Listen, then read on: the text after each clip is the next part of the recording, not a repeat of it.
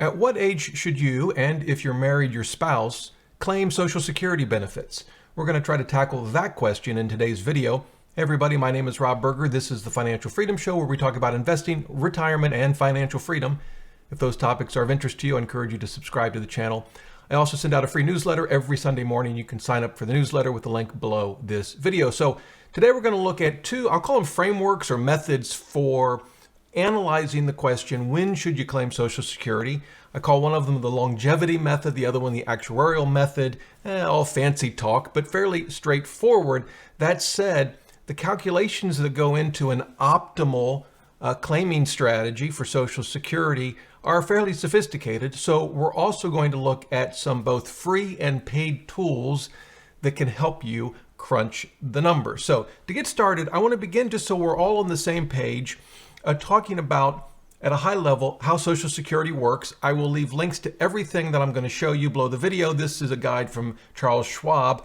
And I think the starting point is understanding what's called the full retirement age. So you can actually claim Social Security as early as age 62, or you can wait until age 70. Actually, technically, you can wait longer than that, but there wouldn't be any reason to. If you wait, each year you wait after age 62, your benefits go up until you reach 70. After 70, waiting doesn't help you any. The benefits don't go up. But as you can see here on the screen, let me make it a little bit bigger for you. The full retirement age depends on when you were born. It's either going to be sometime when you're 66, or for those of us born 1960 or later, it's going to be 67. And the benefit that you'll get at your full retirement age is known as your PIA, your primary insurance amount. And that's relevant. It's going to come up, as we'll see in a little bit. But when you claim Social Security, whether it's before your full retirement age, at your full retirement age, or later, will determine what your starting benefits are. And then, of course, those get adjusted for inflation over your lifetime. And Schwab has a nice chart here. This is assuming that your full retirement age is 67. And so what this 100% means is you would get 100%, you can see it here, of your primary insurance amount. If you claim earlier, you get a reduced amount. So if you claim at 62, you get 70% of your primary insurance amount. And of course, each year you wait, as you can see, it goes up. Now, if you wait even beyond your full retirement age, and we've got another chart down here, your benefits continue to go up. If you wait until you're 68, you get 108% of your primary insurance amount. And of course, you can wait all the way up until you're 70, and then you'd get the highest amount, 124% of your primary insurance amount. Now, that all sounds great, and there it is. I'll leave a link to that, but it still raises a big question. Well, when should we claim? I mean, should we get our benefits, early and therefore get, payments for longer, right? If we claim at 62, or should we wait and see our benefits go up, but obviously miss out on some number of years of benefits? What studies have shown is that by and large, people claim Social Security earlier than they should. Let me show you a study. Again, I'll link to all of this below the video. This is from the bipartisanpolicy.org. It's a 59-page brochure. It's actually quite interesting, but I just want to show you this page. It's saying that most people, and the numbers have gone down, but still most people claim very early, including right at 62. It kind of makes sense, I think, from just a behavioral kind of perspective. You've got this, could be thousands of dollars you can get each month. It's hard to pass that up.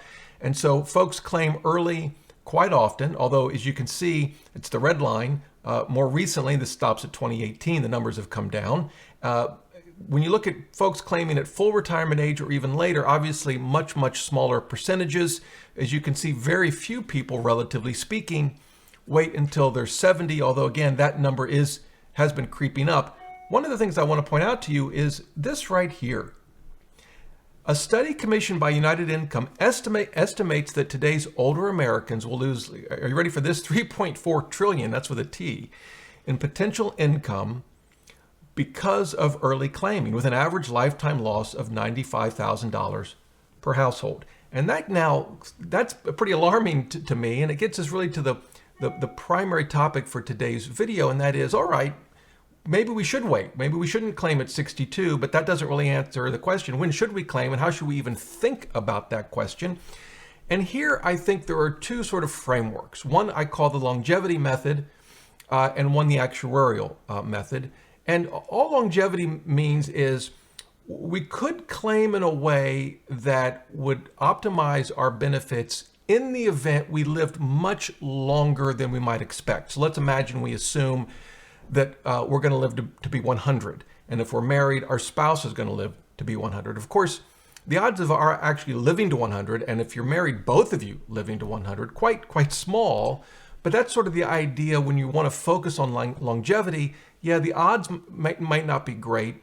But if that were to happen, I want to make sure we have money to live on. And so let's think about claiming Social Security with that in mind, sort of dealing with that longevity risk. You could also almost think of it as a form of insurance, longevity insurance. And so we're going to look at a tool in just a minute that allows us to calculate an optimal claiming strategy with that assumption. Now, others could say, yeah, I've got longevity risk taken care of in other ways. Maybe you have a pension, maybe you've bought an annuity, maybe you have enough saved and you're spending far less than you actually could, and so you feel comfortable dealing with the possibility that you might live to be 100. In that case, you may say, I just want to optimize my benefits as best I can, given that we don't know how long we're going to live. And so with that, you might take an actuarial approach where you sort of apply odds to living at each age, maybe all the way up to like 115, and then calculating sort of a present value of those future stream of payments. And believe it or not, there's a free tool that can help you with that approach if that is your preference. Again, we're going to look at both of them. So let's dive in with the first tool. And it's called Maxify, and this is a tool that I've reviewed in the past. Here it is. And I'll link to my review of it below this video. This is sort of a demo account that I've set up. And I won't go through setting up the whole tool again. I'll link to a video below. I will say that from what I can tell, Maxify is probably the most sophisticated tool for calculating when you should claim Social Security, particularly if you're interested in it from a longevity risk perspective. So I have set this to assume that both spouses will live to be 100. The page we're looking at is the page you would use to set up your information about your Social Security. And I want to focus on this down here. You have two ways to do that with Maxify. The one is you could use an estimate. Now, this estimate, the way they approach it is they want you to go into your Social Security account. And yes, you can create an account at ssa.gov. And you can see an estimate of your future Social Security benefits. And they want to know what your benefit will be at age 70. So I'm going to show you this. This is a sample of a Social Security statement that the Social Security Administration has. And you can see this number here again, this is just a sample, but this sample person is going to get $2,061 a month at their full retirement age. But remember, what Maxify wants is what you'll get at age 70. But you can get that. You can find that in your Social Security statement right here. And it's right here. At age 70, your payment will be about, and you can see here, $25.61. So if you were going to use an estimate, that's what you'd put in here. One thing I've learned, though, is that if you're going to use an estimate with Maxify, it assumes that you have no more future earnings that would be subject to Social Security. If you're still working, then you really want to avoid using the estimate. Instead, what you want to do is import your earnings record. Now, it turns out that's much easier than you might think. Again, if you get an account at ssa.gov, you can download your earnings record. Just download it to your desktop on your computer. And then if you want to import it, and I'm going to do this very briefly, actually with my own earnings statement. And it's literally that quick. And there it is. And it goes all the way back to my first job at age 16. I had zero. I guess I don't remember. That must not have been a very good year. But at age 17, things were looking up. I'd actually made $673 subject to Social Security.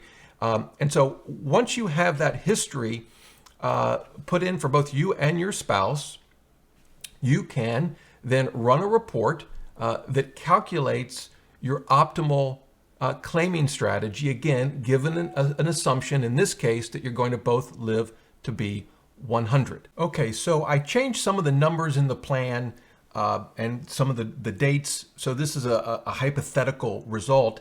I will tell you that when you run the numbers in Maxify, it can take a while. I would say it took 15 to 20 minutes to run through all of the calculations. But what you can see is the strategy that it's come up with that it views as optimal. And here it's Jane, who is a bit older than the hypothetical husband, Dick, should claim at 66, according to Maxify. Dick should claim his benefits at 69. And then at that same time, when Jane would be 71, she should claim spousal benefits. So that lays out sort of a strategy, again, with the data that's input into this system, that says if your concern is longevity, assume you're going to live to be 100. It's an important assumption. Here's the claiming strategy that Maxify believes will be ideal. Now, in Maxify, you can go in and say, well, maybe 100 is too much. What if we both live to be 97? Or one lives to be 95 and the other one 98? You can run through those different scenarios. I will tell you that, again, each time you crunch the numbers, it takes some time. So if you wanted to run through a lot of assumptions, it will take some time to do. But I think in this regard, part of the reason it takes so much time is because Maxify is doing some fairly sophisticated calculations. And I think probably getting you as good a result as you can get with the assumption that you want to live to whatever age, say 100, because you view Social Security as maybe a hedge against the risk of living to a very old age. All right, so that's sort of the longevity approach. Now, there are other tools that you can use to try to get to the same thing. New Retirement, for example, has a Social Security Explorer. I think it goes about it a different way. You can't upload your earnings history, for example. Instead, it uses primary insurance amount to get a rough estimate. But I still think it can be a reasonable tool as well for this longevity method. Now, if you want to say, no, I'm not really interested in using Social Security to insure against the possibility I might live to an old age, I just want to know actuarially what's my best choice. Well, for that, we can look at Open Social Security. This is a free tool developed by Mike Piper. He's a CPA. He's written a lot on Social Security. And what I've done, you can select this as either single, married, divorced, or widower. I've got married. I've just put in some hypothetical information. What you will need for this is your primary insurance amount. Again, if we go back to the Social Security statement, it would be this amount at the top. In other words, your estimated benefit at full retirement age. And that's all you need. Your PIA for you, if you're married, your spouse. The other thing you'll need is the discount rate. Now, because it's trying to calculate the present value of all of these future benefits, this starts at 1%. Now, you might say, well, Rob, you've got 1.47 in there. Why in the world do you have that? Because I wanted to make it somewhat equivalent to what Maxify does. In Maxify, it has a nominal rate of return, which you can change, but also an assumed rate of inflation, which you can also change, but sort of out of the box, its initial setting gives you a real rate of return of 1.47%. So I thought I would just use that for this strategy. And you can see here, it's having the spouse, who has a lower PIA, claim at 62 years and 3 months, and the spouse with the higher primary insurance amount claiming at age 70. That's significantly different than what Maxify came up with. But again, I want to stress, yes, the data is a little bit different, but the approach is what's really different. Maxify, I had an assumption that we'd live to be 100. We were really focused on dealing with that longevity risk when we ran the Maxify numbers. With Open Social Security, we're saying maybe that's not as big a concern for us. On an actuarial basis, what's the best approach? And again, what Open Social Security does is looks using SSA, Social Security Administration, longevity tables, mortality tables.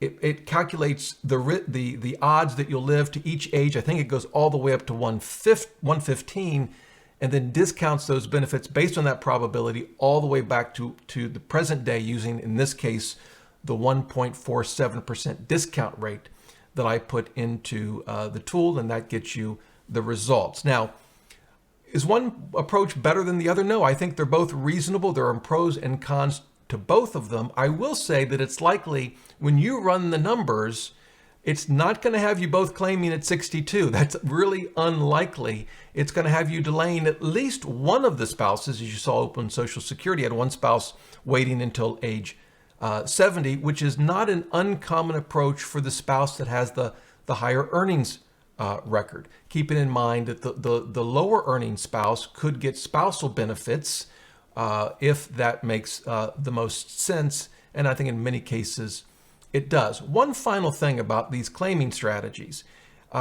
It may be great to have a longevity approach or an actuarial approach, whichever makes sense to you, but there are other things to consider, two of which I want to mention. One is cash constraints. It may tell you to wait until you're 67, but you've retired at 63 and you really need the money. You can't eat or pay the bills without money right now. So you've got to kind of consider sort of the practical, sort of just the reality of your own financial situation. And it may be that you can't afford to wait.